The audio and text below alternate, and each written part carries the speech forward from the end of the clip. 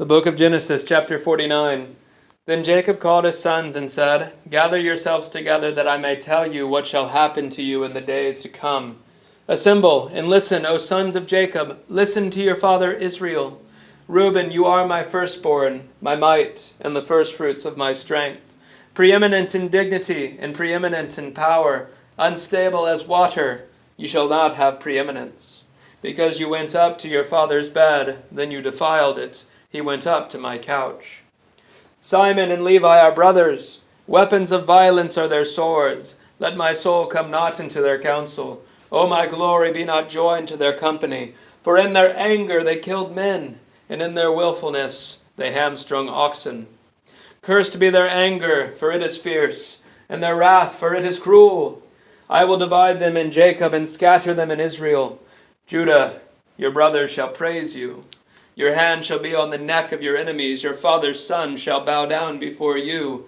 Judah is a lion's cub. From the prey, my son, you have gone up.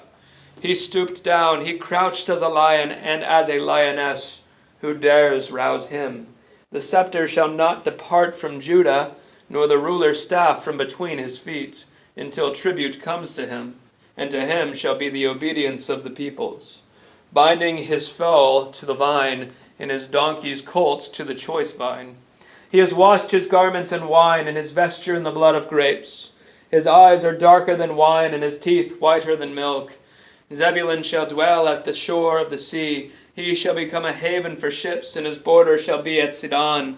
Issachar is a strong donkey, crouching between the sheepfolds. He saw that a resting place was good, and that the land was pleasant. So he bowed his shoulder to bear, and became a servant of forced labor. Dan shall judge his people as one of the tribes of Israel.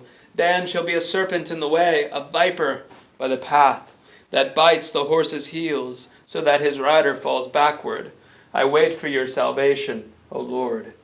Raiders shall raid Gad, but he shall raid at their heels. Asher's food shall be rich, and he shall yield royal delicacies. Naphtali is a doe, let loose, that bears beautiful fawns. Joseph is a fruitful bow by a spring. His branches run over the wall. The archers bitterly attacked him, shot at him, and harassed him severely, yet his bow remained unmoved. His arms were made agile by the hands of the mighty one of Jacob. From there is the shepherd, the stone of Israel. By the God of your father who will help you, by the Almighty who will bless you with blessings of heaven above, blessings of the deep that crouches beneath, blessings of the breast and of the womb.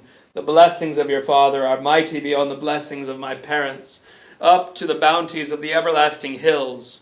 May they be on the head of Joseph, and on the brow of him who was set apart from his brothers. Benjamin is a ravenous wolf, in the morning devouring the prey, and at evening dividing the spoil. All these are the 12 tribes of Israel. This is what their father said to them as he blessed them, blessing each with the blessing suitable to him. Then he commanded them and said to them, I am to be gathered to my people. Bury me with my fathers in the cave that is in the field of Ephron the Hittite, in the cave that is in the field of Machpelah, to the east of Mamre, in the land of Canaan, which Abraham bought with the field from Ephron the Hittite to possess as a burying place. There they buried Abraham and Sarah his wife. There they buried Isaac and Rebekah his wife.